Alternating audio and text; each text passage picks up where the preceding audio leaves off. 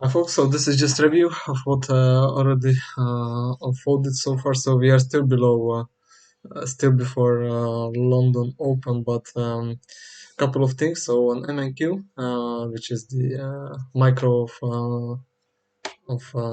Nasdaq, so Nas 100.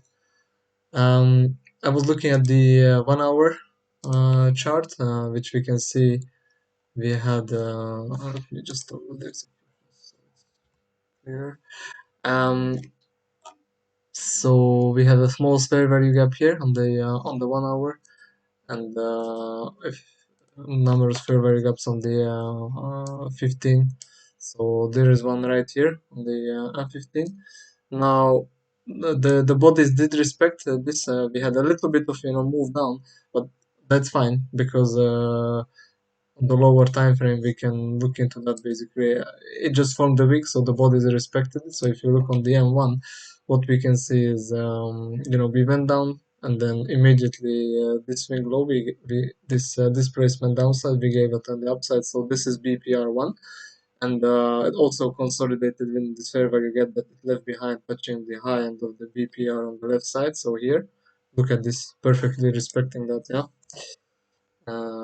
So I'm talking about these levels here. Yeah. And then we had another like higher, which another basically formed another fair value gap, and also this one got respected. So when we traded to the discount end of the SVG, I grabbed a long entry, and then targeting basically this near term, this nearest high here. Uh, yeah, this high here. Got out a little bit earlier, but yeah, we are literally talking, two ticks difference. So so far so good. Now also we found another refuge, and now we really found the BPR. So if we extend from here to here, and this is all being respected so far. So this I like also for more upside. But in any case, stop at break even. I don't really want to see that we can move to the low end of the balance price range. So that will be basically this. Um, Even can wick down a little bit. Yeah, so I'll just move it a little bit lower because we have an OB here, and we also have a real gap. So we gapped higher, yeah, with this one bump. So the chart gets quite busy, yeah, if you do all these things, but this is essential just for visualization at the beginning.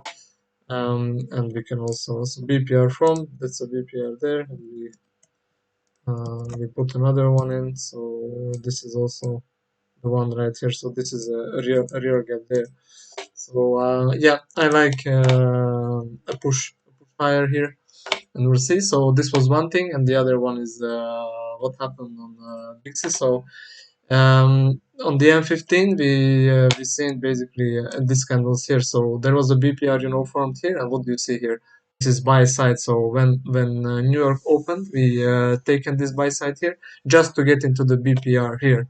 Now this is significant, and then it becomes even more significant when we see that there is a swing high form. So there is basically respected this, and then what we are waiting for, a swing low to be broken. Swing low is broken here on the now we are looking at the M1, right? And what did it leave behind? The fair value gap. We respected it 1, 2, 3, 4 times, and then boom, displacement to the downside. So if you look at GU, this is why I felt confident that